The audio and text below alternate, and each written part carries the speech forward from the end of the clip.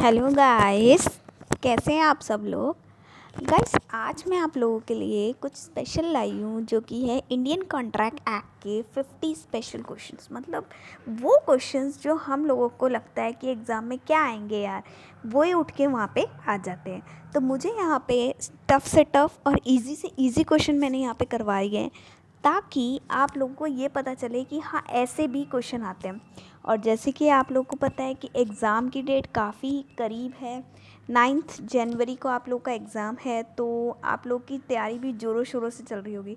तो साथ में आप ये जो टॉप एमसीक्यूज़ है वो ज़रूर कर लेना। उससे क्या होगा, आप लोग की प्रैक्टिस ज़्यादा से ज़्यादा होने लगेगी। तो स्टार्ट करते हैं हम लोग के आज के 50 टॉप क्वेश्चन पार्ट 1।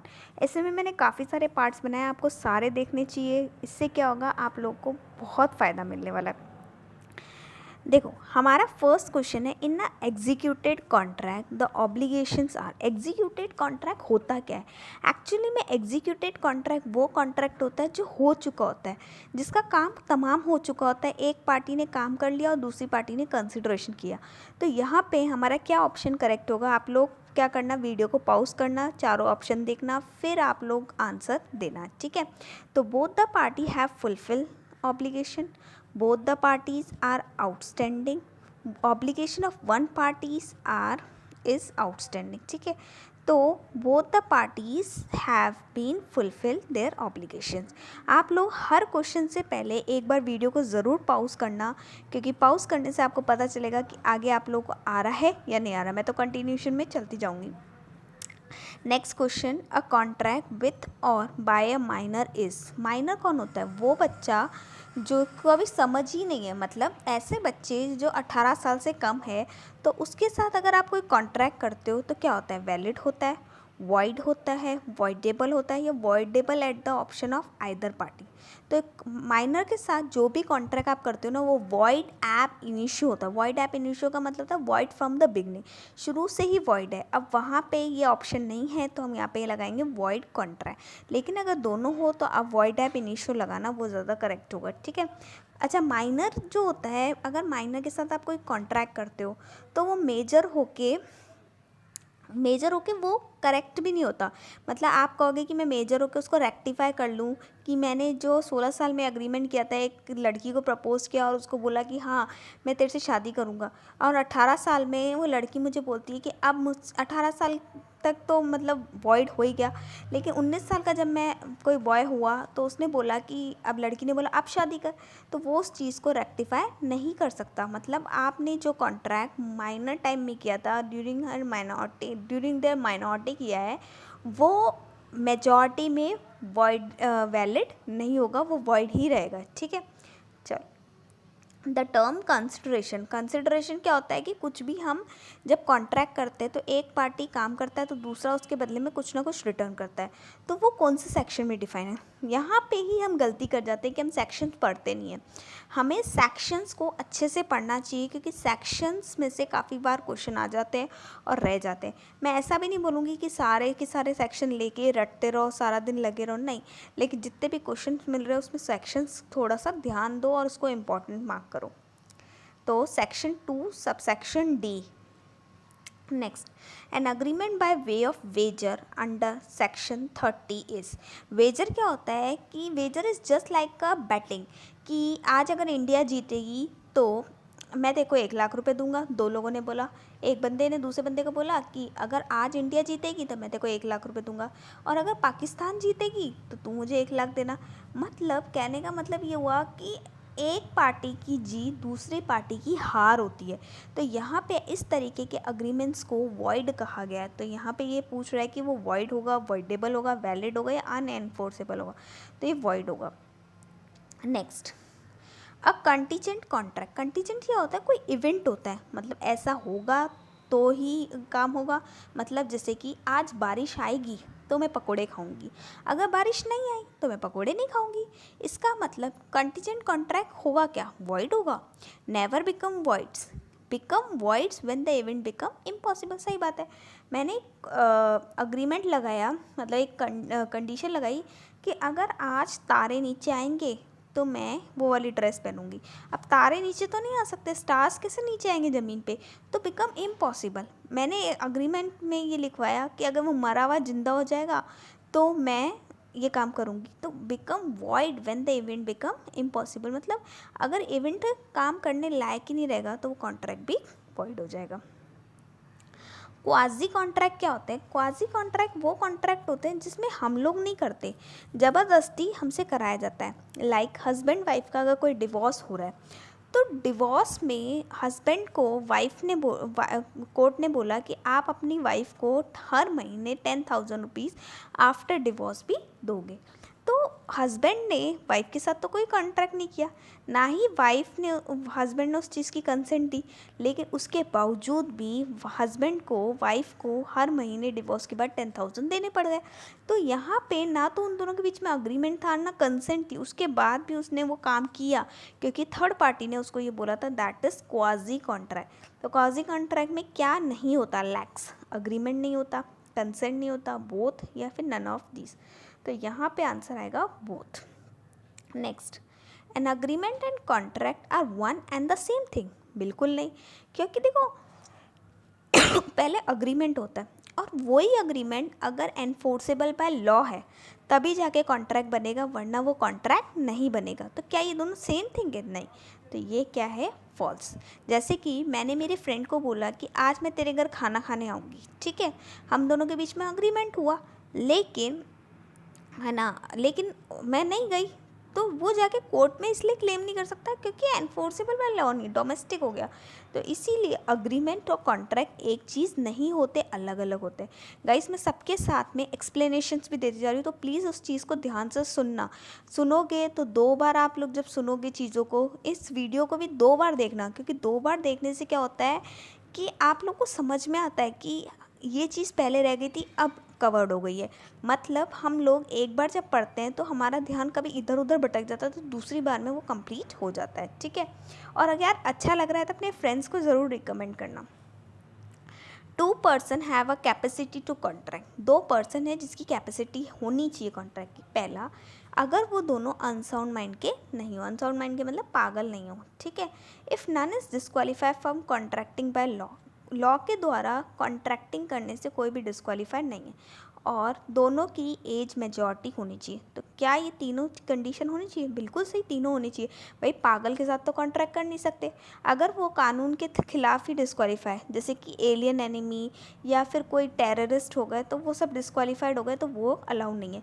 या फिर अगर हम लोग माइनर है तो भी अलाउ नहीं है। तो ये कह रहा है कि अगर एक पर्सन, 2 पर्सन है जिनको कॉन्ट्रैक्ट करना है, तो उनकी क्या होनी चाहिए? तो यहाँ पे आएगा ऑल ऑफ दीज।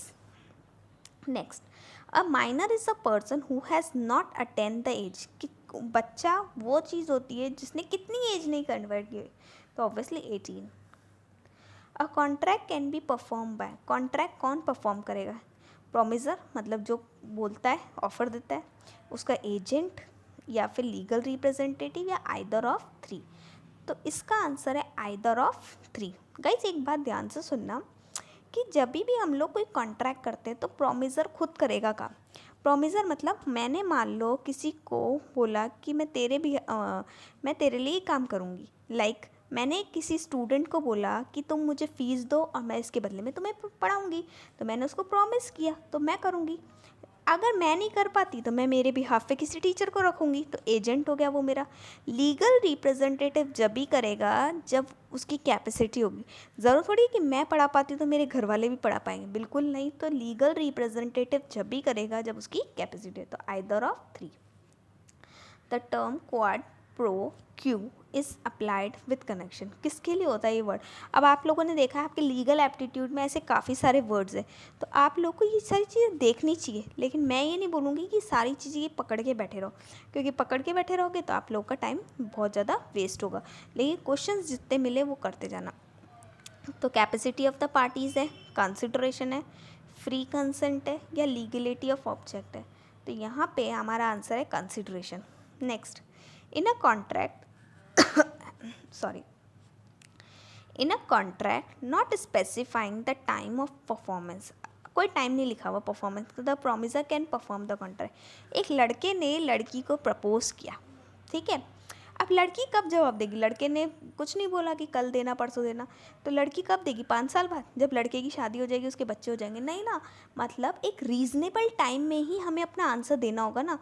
ऐसा तो नहीं है कि लड़के ने आज प्रपोज किया तो लड़की 20 साल बाद आंसर दे रही है, तो इमीडिएटली भी नहीं दे सकते हम लोग। भाई वो सोचेगी तो सही ना, obviously with in shortest time या रीजनेबल टाइम, तो हमारा आंसर आ जाएगा with in a reasonable time. Next, the void agreement is one. Void कौन सा होता है? Which is valid but not enforceable. Enforceable eight the option of either of the parties, ये तो मेरे ख्याल से वॉइडेबल हो जाएगा, है ना, बी वाला। तो enforceable eight the option of both one party, enforceable eight the option of both the parties वाला बी वाला हो जाएगा वैलिड, और सी वाला हो जाएगा voidable. Enforceable in the court और ट्रिब्यूनल बाय लॉ, ये तो फिर क्वाजी हो जाएगा। तो हमारा आंसर है ना, सॉरी, हमारा आंसर डी होगा। एनफोर्सेबल नहीं है, वो नॉट एनफोर्सेबल है। तो not enforceable in a court और ट्रिब्यूनल ऑफ लॉ, मतलब ऐसा कॉन्ट्रैक्ट जो कि कानून बोलता है गलत है, वो क्या हो जाएगा? वॉइड अग्रीमेंट बन जाएगा।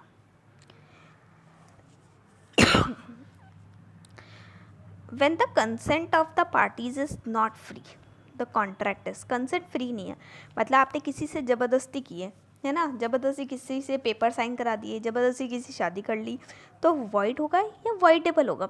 हाँ, ज़बरदस्ती हुई है, लेकिन जब तक आप आवाज़ नहीं उठाओगे तब तक किसी को कैसे पता चलेगा आपके साथ ज़बरदस्ती हुई है? तो ये आएगा voidable at the option of either of the, मतलब जिसके साथ गलत हुआ है वो अगर बोलता है ठीक है तो वैलिड हो जाएगा, अगर वो बोलता है गलत है, मतलब मेरे साथ गलत हुआ है, तो वो वॉइड हो जाएगा। मतलब इस बीच का रास्ता निकला वॉइडेबल। ठीक है, तो ये वैलिड भी हो सकता है और ये वॉइड भी हो सकता है eight the option of agreed party, जिसके साथ गलत हुआ है।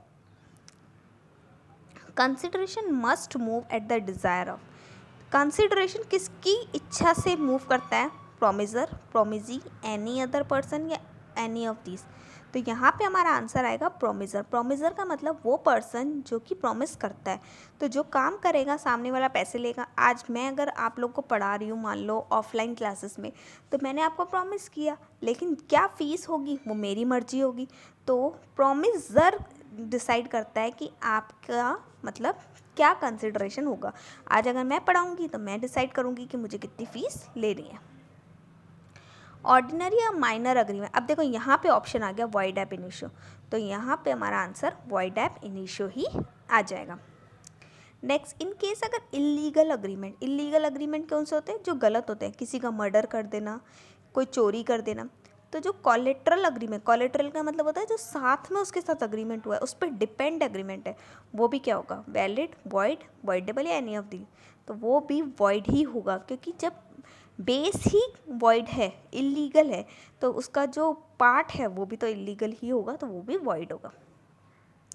Next, on the valid performance of the contractual obligation bye the party, अगर वैलिड परफॉर्मेंस मतलब हमने पूरा काम कर लिया, तो हमारी ऑब्लिगेशन, जो हमारा मतलब फ़र्ज है, वो क्या हो जाएगा? डिस्चार्ज हो जाएगा, बिकम एनफोर्सेबल हो जाएगा, बिकम वॉइड हो जाएगा, या नन ऑफ दीज। तो बिकम डिस्चार्ज हो जाएगा। ठीक है, यहाँ पे हमारा जो काम है वो डिस्चार्ज हो जाएगा, मतलब हमारी जो जिम्मेदारी है वो ख़त्म हो जाएगी।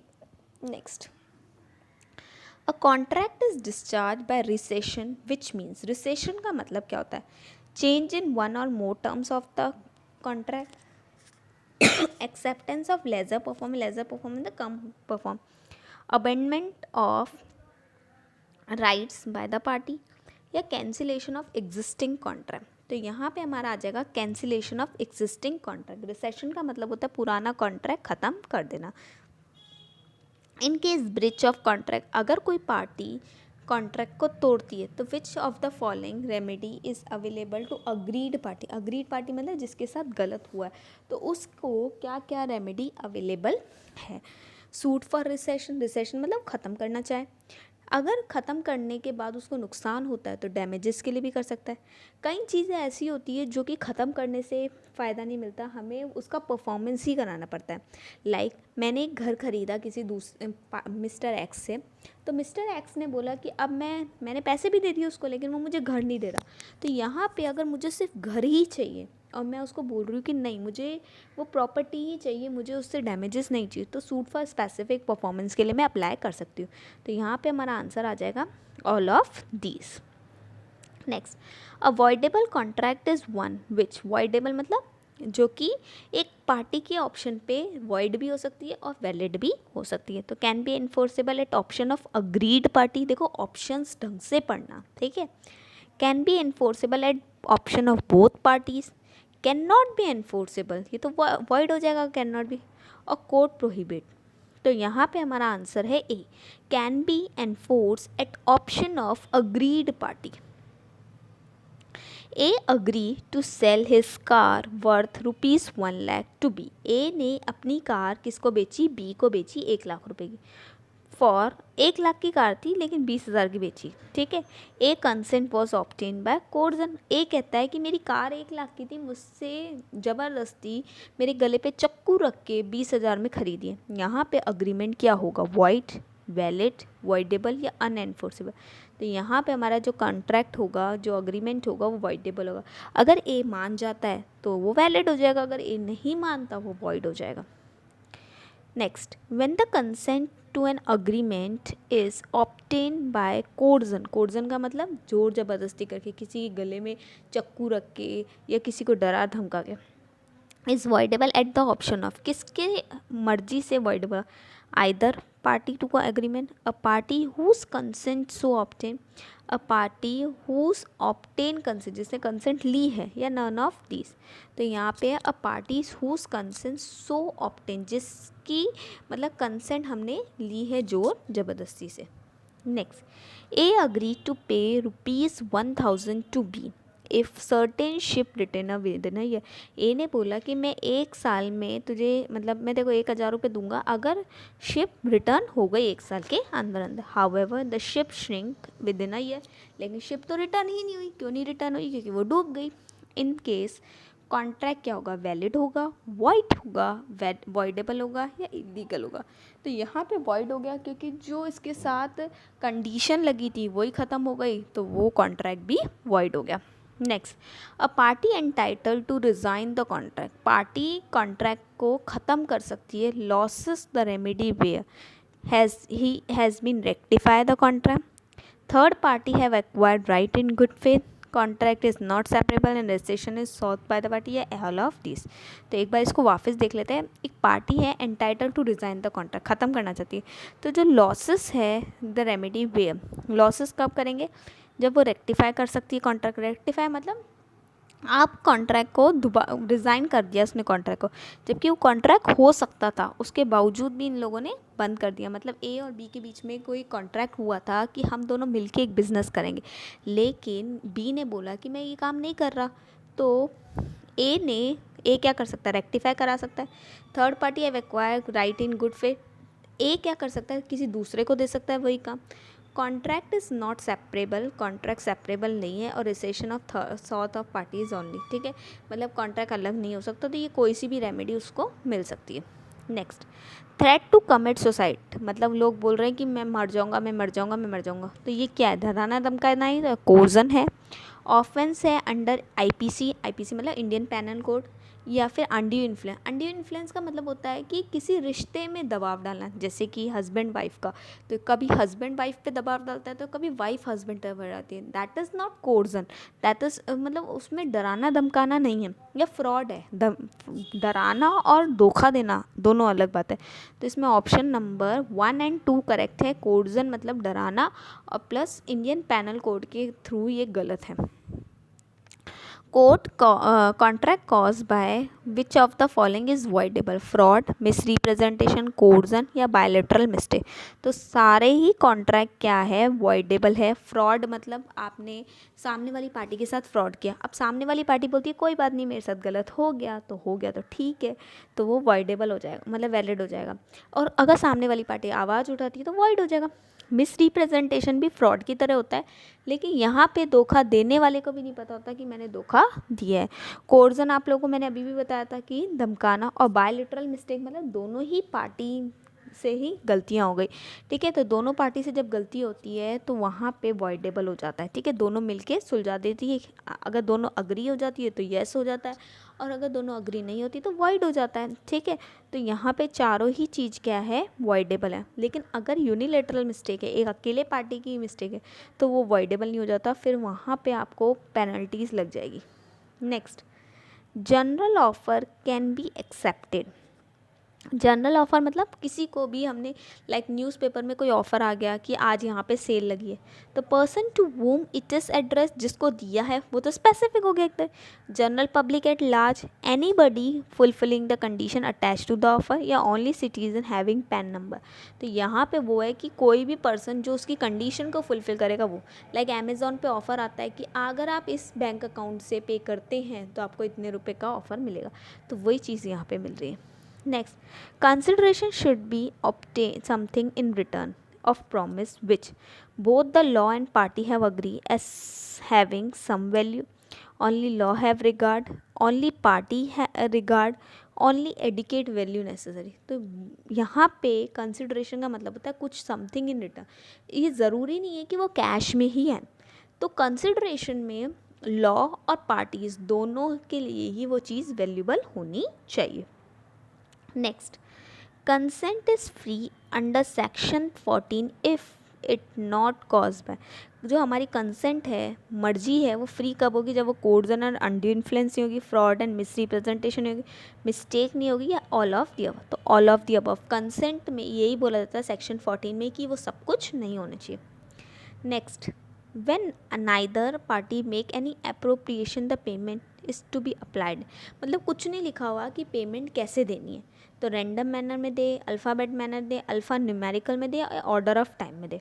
देखो सबसे बढ़िया लगता है कि टाइम के हिसाब से दे दो, तो in the order of time. Next, an agreement to do impossible thing. Impossible मतलब क्या कहते हैं, चांद तोड़ के ला दो, है ना। कोई वाइफ अपने हस्बैंड को बोलती है मुझे चांद तोड़ के ला दो, तो कहाँ से ला दे भाई, इम्पॉसिबल थिंग है वो, तो वो इनवैलिड होगा, वॉइड होगा, वॉइडेबल होगा, इलीगल होगा, तो वो वॉइड होगा। डैमेजेस, डैमेजेस क्या होते हैं, नुकसान, पुनेटिव इन नेचर होते हैं, डिटर्मिनेंट इन नेचर होते हैं, कंपनसेटरी इन नेचर होते हैं, ऑल ऑफ थ्री। तो यहाँ पे कंपनसेटरी इन नेचर होते हैं। देखो पुनेटिव इन नेचर का मतलब होता है पनिशेबल, तो डैमेज थोड़ी पनिशेबल होते हैं, ठीक है। डिटर्मिनेंट इन नेचर का मतलब सर्विंग टू डिस्करेज, डिस्करेज मतलब नहीं देने वाला, या मतलब कुछ गलत करने वाला, ऐसा नहीं होता। कंपनसेटरी मतलब इन टर्म्स ऑफ मनी होना चाहिए या इन टर्म्स ऑफ वैल्यू होना चाहिए। Next, wagering agreement. Wagering agreement मैंने अभी अभी आप लोग को बताया था कि सट्टा बाज़ार बोलते हैं जिसको, लाइक इंडिया जीतेगी तो मैं आपको 1 लाख रुपए दूंगी, और अगर पाकिस्तान जीतेगी तो आप मुझे 1 लाख रुपए देना। तो यहाँ पे जो वेजरिंग अग्रीमेंट है वो इलीगल माना गया है सिर्फ 2 स्टेट्स में, याद रख लेना, सब जगह वो सिर्फ वॉइड है, इलीगल नहीं है। वॉइड और इलीगल में अलग होता है, इलीगल में आप लोगों को जेल हो सकती है, वॉइड में जेल नहीं होती। तो इलीगल माना गया है गुजरात और प्लस महाराष्ट्र, ये ध्यान रखना। तो यहाँ पे हमारा आंसर है Gujarat. Next, a contract based on happening or non happening of future event under section 31। अब ये होगा लाइक अगर तू मेरी बेटी से शादी करेगा, एक अंकल है ना, एक लड़के को बोलते हैं कि अगर तुम मेरी बेटी से शादी करोगे तो मैं तुम्हें 5 करोड़ दूंगा, अगर तुम मेरी बेटी से शादी नहीं करोगे तो मैं तुम्हें 5 करोड़ नहीं दूंगा। तो वो कंटीजेंट कॉन्ट्रैक्ट होता है, वेजरिंग कॉन्ट्रैक्ट होता है, contract mark with uncertainty and hence void या वॉइडेबल। तो ये क्या होता है, कंटीजेंट कॉन्ट्रैक्ट होता है, क्योंकि ये इवेंट पे डिपेंड है, ये होगा तो हम ये काम करेंगे, नहीं होगा तो नहीं करेंगे। Next, Indian contract act 1872 contain basic principles of contract, is not complete code of contract, does not cover all types of contract, या all of these। बहुत अच्छा क्वेश्चन है ये। देखो सही बात है, ये बेसिक प्रिंसिपल है, क्योंकि अगर आप देखो तो ये आज़ादी से भी पहले का लॉ है, ठीक है। तो ये बेसिक प्रिंसिपल्स ही कवर करता है। कंप्लीट इसलिए नहीं है क्योंकि कुछ चीज़ें दूसरे कॉन्ट्रैक्ट में चली गई है, लाइक दूसरे लॉ में चली गई है, लाइक सेल्स का जो होता है वो सेल्स अग्रीमेंट सेल्स में चला गया, सेल्स एक्ट में चला गया, सेल्स ऑफ गुड्स एक्ट में 1930 में। पार्टनरशिप का कोई काम है तो पार्टनरशिप एक्ट 1932 में चला गया। कंपनीज़ का काम है तो कंपनीज़ एक्ट में चला गया है। तो सारा इसमें ही कवर्ड नहीं है, does not cover all the type of contract. तो ये भी सही है, ऑल ऑफ अबव आ जाएगा। ठीक है। Next, a contract agreement created by word spoken और रिटन, बोल के या लिख के करेंगे तो वो क्या है, वो उसको बोलते हैं एक्सप्रेस अग्रीमेंट। एक्सप्रेस मतलब बोल के या फिर लिख के। अच्छा, एग्जीक्यूट क्या होता है? एग्जीक्यूट का मतलब जो कि काम हो गया है, ठीक है, मतलब होगा, सॉरी होगा। इम्प्लाइड मतलब जो कि बिना बोले करें, ठीक है। Avoidable eight the option of one party. मैं देखो आपको सारे ऑप्शन पढ़ा रही हूँ ताकि अगर लैंग्वेज ऊपर चेंज हो जाए तो आप समझ जाओ कि हाँ ये चीज़ थी। An offer stand revoke, offer जो दिया था, लाइक मैंने एक सेल लगाई और मैंने ऑफ़र दिया था कि ये काम, मतलब मैंने सेल लगाई है दिवाली सेल, तो दिवाली चली जाएगी तो सेल भी ख़त्म हो जाएगी। तो in the fact of the death or insanity is known to offeree by counter offer, by rejection of offer, या फिर ऑल ऑफ दी अबव। तो यहाँ पे हमारा आंसर आएगा ऑल ऑफ दी अबव। जो ऑफ़र है हमारा ख़त्म हो जाएगा अगर सामने वाले पार्टी की डेथ हो जाए या वो पागल हो जाए। काउंटर ऑफ़र मतलब मैंने सेल लगाई लेकिन सामने वाली पार्टी ने बोला कि नहीं, मैं और भी मतलब दूसरा ऑफ़र दे दिया। लाइक मैंने एक पर्सन को बोला कि मैं सेल लगा रही हूँ, ये चीज़ इतने में ख़रीदनी है तो ख़रीदो, लेकिन उसने उसको भाव तोल किया, मतलब उसको मैं रेट कम कराया, तो वो जो मेरा ओरिजिनल ऑफ़र है वो ख़त्म हो गया। रिजेक्शन ऑफ ऑफ़र, सामने वाले ने एक्सेप्ट ही नहीं किया, तो इस तरीके से ऑफ़र ख़त्म हो जाता है। Next, term proposal used in Indian contract सिनोनियम किसका है? तो प्रपोजल मतलब किसी को ऑफ़र देना, तो यहाँ पे हमारा आंसर हो जाएगा ऑफ़र। नेक्स्ट, काउंटर ऑफ़र क्या होता है? काउंटर ऑफ़र क्या होता है? Invitation to treat, acceptance of an offer, rejection an of original offer, या बार्गेन करना। तो rejection of an original offer मतलब लाइक मैंने मेरे फ्रेंड को बोला कि मेरे पास एक पुरानी स्विफ्ट कार पड़ी है, तुझे ख़रीदनी है तो तू ख़रीद ले। उसने बोला कितने रुपए की? मैंने कहा 3 लाख रुपए में। भाई मेरी कार है, तेरे को ख़रीदनी है तो 3 लाख में ख़रीदा। उसने कहा नहीं नहीं नहीं, मैं 3 लाख में नहीं ख़रीदूँगा, मैं 2 लाख में ख़रीदूँगा। तो जब मैंने ऑफ़र दिया था मैंने 3 लाख बोले, जब उसने दिया तो उसने बोला 2 लाख में। अगर मैं अग्री हो जाती हूँ तो जो मेरा दिया हुआ ऑफ़र था वो ख़त्म हो गया और उसका दिया हुआ एक्सेप्ट हो गया। मतलब काउंटर ऑफ़र का मतलब होता है ऑफ़र पे ऑफ़र देना। तो यहाँ पे जो रिजेक्ट हो गया हमारा original offer. Next, when good are display in the show window bearing price tag. आप देखते हो मार्केट में आप जाते हो तो प्राइस टैग लगे हुए बहुत सारी शोरूम्स में चीज़ें खड़ी हुई होती हैं, तो वो क्या है? Offer to sell good at price mention in the price tag, invitation to make an offer, advertisement या अनाउंसमेंट। तो यहाँ पे इन्विटेशन है कि टू मेक एन ऑफ़र, मतलब आप जाओगे, वो ऑफ़र नहीं है। अगर मान लो कोई शोरूम में कोई चीज़ पड़ी है और वो मुझे पसंद आ जाती है तो ज़रूरी नहीं है कि मैं उसको ख़रीदूँ, मतलब ख़रीदूँ क्या, मैं ख़रीदना चाहती हूँ लेकिन ज़रूरी नहीं है सामने वाला बेचे, क्योंकि उसने मुझे कोई ऑफ़र नहीं दिया था लेकिन मुझे वो चीज़ पसंद आई। तो अगर वो बाद में बोलता है कि नहीं ये चीज़ मैंने अपने किसी फ्रेंड के लिए रखी है, तो वो ज़रूरी नहीं है कि मैं ही उसको ख़रीद सकूँ। समझ में आई बात? तो ये बात हमेशा याद रखना कि शोरूम में अगर कोई चीज़ पड़ी है तो ज़रूरी नहीं है कि वो आपके लिए ऑफ़र है, वो आपको मना भी कर सकता है। इसलिए बोलते हैं इसको इन्विटेशन। वो बोलेगा हाँ ख़रीद लो तभी ख़रीदोगे, तो इन्विटेशन है कि वो सामने वाला हमें ऑफ़र दोबारा देगा। कंसिडरेशन क्या है? डूइंग और abstaining from doing something at the desire of the promisor, essential condition of a contract, element of exchange in a contract, या ऑल ऑफ द अबव। तो डूइंग और abstain from doing something at the desire of the promisor मतलब कुछ काम करना, कुछ काम नहीं करना, किसकी डिज़ायर पे? प्रोमिसर पे। लाइक मैंने आप लोगों को बोला कि मुझे एक कार चाहिए, उसके बदले में 5 लाख रुपए दे दो, ठीक है, तो 5 लाख रुपए इसके बदले में मैंने आपको दिए, तो आपकी मर्ज़ी पे मैंने 5 लाख रुपए दिए, आपने मुझे कार दी, मैंने आप लोगों को 5 लाख रुपए दिए, तो वो क्या हुआ? डूइंग करना। लेकिन कई बार ऐसा भी होता है कि एक डॉक्टर दूसरे डॉक्टर को बोलता है कि मैं तेरे को 5 लाख रुपए दूंगा, तू अपनी यहाँ से जॉब छोड़ दे या यहाँ से चला जा।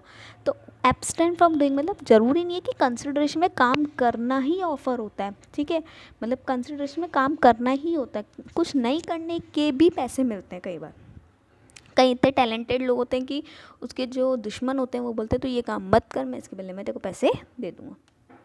The exception to the rule, a stranger to a contract cannot sue. मतलब आपने और मैंने कॉन्ट्रैक्ट किया तो थर्ड पर्सन हमारे बीच में नहीं बोल सकता, लेकिन कुछ कंडीशन है जहाँ पे थर्ड पर्सन हमारे बीच में बोल सकता है। तो वो कहाँ है? Beneficial in case of trust. मतलब वो पर्सन अगर हमारा बेनिफिशियल है, लाइक LIC की मैं बात करूँ तो पेरेंट्स ने बच्चों के लिए पेरेंट्स LIC कराते हैं, तो पेरेंट्स की अगर डेथ हो जाती है तो वहाँ पे थर्ड पर्सन मतलब उनके बच्चे बोल सकते हैं, क्योंकि वो क्या है? बेनिफिशियरी। फैमिली सेटलमेंट में बोल सकते हैं, या असाइनमेंट ऑफ कॉन्ट्रैक्ट में बोल सकते हैं, या ऑल ऑफ द। तो यहाँ पे हमारा जो आंसर है all of the above. Family settlement में भी बोल सकते हैं। असाइनमेंट का मतलब तक हमने अपना काम दूसरे को दे दिया, ठीक है, तो असाइन कर दिया। When consideration is illegal और फिजिकली इम्पॉसिबल, मतलब जो पैसा है, जो काम है, मतलब जो आप समथिंग इन रिटर्न मांग रहे हो वो इलीगल है, गलत है, या फिजिकली इम्पॉसिबल है। अनसर्टेन मतलब हो ही नहीं सकता, एम्बिग्यूअस मतलब अनक्लियर है, तो इट शैल नॉट बी। तो ये ट्रांसफरेबल नहीं हो सकता, अनएनफोर्सेबल नहीं हो सकता, एनफोर्सेबल नहीं हो सकता, या फिर नन ऑफ द अनएनफोर्सेबल। ठीक है, तो कंसिडरेशन अगर इलीगल है तो it shall not be, it shall not be. I think इसका आंसर थोड़ा सा गलत हो गया गाइस। इसका आंसर हमारा होगा अनएनफोर्सेबल बाय लॉ। ठीक है, सॉरी, एनफोर्सेबल बाय लॉ, क्योंकि ऊपर ऑलरेडी नॉट लिखा हुआ है। तो अगर यहाँ पे ऊपर इट शैल बी आ जाता तो अनएनफोर्सेबल बाय लॉ होता, लेकिन इट शैल नॉट भी लिखा है तो यहाँ पे आएगा एनफोर्सेबल बाय लॉ। ठीक है, यहीं पे देखो मिस्टेक हो जाती है, तो आप लोग को ये सारी चीज़ें ध्यान देनी है। ठीक है, तो नेक्स्ट चलते हैं। एक second. A person who is not an Indian citizen, Indian citizen नहीं है, बाहर का पर्सन है, तो वो एलियन है। एलियन मतलब बाहर का लोग है। कॉन्ट्रैक्ट विथ एलियन फ्रेंड, अगर आप उसके साथ कोई कॉन्ट्रैक्ट करते हो सब्जेक्ट टू सर्टेन रेस्ट्रिक्शन, आपने सारे काम पूरे किए हैं, तब तो वो क्या हो जाएगा? वो वैलिड हो जाएगा। याद रख लेना, वैसे एलियन के साथ कोई कॉन्ट्रैक्ट करना वॉइड होता है, लेकिन अगर कुछ कंडीशंस है वो कंडीशन आप पूरी कर देते हो तो वो वैलिड हो जाता है। Next, which one of the following person do not fall under the category of unsound mind. Unsound mind में कौन नहीं आता? ड्रंकन, लुनेटिक, ठीक है, इडियट, या ब्लाइंड पर्सन। ठीक है, तो ब्लाइंड पर्सन अनसाउंड माइंड का नहीं होता। ड्रंकन मतलब वो पिया हुआ होगा, वो भी होगा। इडियट मतलब पागल भी होगा, लुनेटिक भी होगा। ठीक है, व्हाट डज सेक्शन 17 क्या है? तो सेक्शन 17 हमारा जो है वो है हमारा फ्रॉड, मैंने डायरेक्ट बता दिया। सेक्शन 15 है कोर्जन, सेक्शन 16 है अनड्यू इन्फ्लुएंस, सेक्शन 17 है फ्रॉड, और सेक्शन 18, 19, 20 और 21 है मिस्टेक। सेक्शन 18 है आई थिंक मिस्टेक, और सेक्शन 20, 21 है misrepresentation. Then in Indian contract act the term consensus ad idem में इसका मतलब क्या होता है? Parties under the mistake, parties under the free consent, parties agree upon the same thing in the same sense, या फिर none of this. तो यहाँ पे आएगा parties agree upon the same thing in the same sense. Next, an agreement which restrict a person freedom to marry any person, मतलब मैंने आपको बोला तू इससे शादी नहीं करेगा। जैसे कई बार आपने पुरानी पिक्चर भी देखी होगी तो पेरेंट्स है ना बच्चों को रोकते हैं कि नहीं तू इससे शादी नहीं करेगा। तो अगर आप लोगों ने ऐसा किया तो वो क्या होगा? लॉफुल, इलीगल, इलीगल की स्पेलिंग थोड़ी गलत हो गई, ध्यान दे देना, वाइड, या फिर नन ऑफ दिस। तो वो क्या हो जाएगा? वॉइड हो जाएगा। ठीक है, इलीगल नहीं होगा, वॉइड होगा। कहीं सोचो हाँ इलीगल हो जाएगा तो हम सामने वाले को अंदर करा देंगे, ऐसा कुछ नहीं है। ठीक है, चलो लास्ट क्वेश्चन आज का। P agree, P engage B to kill C. P ने बी को बोला कि तू सी को मार दे, ठीक है, और उसके बदले में 100 रुपये मिल गए फ्रॉम डी से ले लिए, है ना, ताकि वो बी को पे कर सके। If D is unaware, D को पता नहीं था, बेचारे को डी को पता नहीं था, अनअवेयर ऑफ द लोन। ठीक है, तो उसके लिए तो फिर भी इलीगल ही होगा, क्योंकि जो पैसा गया है वो उसमें जो इलीगल ट्रांजैक्शन में ही गया है। ठीक है, तो आई थिंक गाइज आप लोगों को क्वेश्चंस बहुत अच्छे से समझ में आए हो। कुछ प्रॉब्लम हो तो मैंने नीचे मेल आईडी दी है, आप मुझे मेल कर सकते हैं। मेरा टेलीग्राम ग्रुप भी है, टेलीग्राम चैनल है आई थिंक, है ना, तो ग्रुप निकल गया। तो टेलीग्राम चैनल में आपको क्या करना है? ज्वाइन होना है। मैंने नीचे डिस्क्रिप्शन बॉक्स में उसका लिंक दे रखा है, उस पर मैं डेली क्विज़ करा रही हूँ, तो आप लोगों को बहुत हेल्प मिलेगी। और जो 9 जनवरी का जो पेपर होने वाला है वो आप लोग का एकदम मज़ेदार जाने वाला है। तो गाइस जल्दी से जल्दी मेरे सारे वीडियोस देखो, ज़्यादा से ज़्यादा क्वेश्चन सॉल्व करो। और सुनने से क्या होता है, आप लोगों को बहुत हेल्प मिलती है, क्योंकि मैंने खुद ने भी इसी तरीके से पढ़ाई की है। और अपने फ्रेंड्स को ज़रूर रिकमेंड करना यार, और लाइक करना तो बिल्कुल मत छोड़ना। चलो बाय, थैंक यू।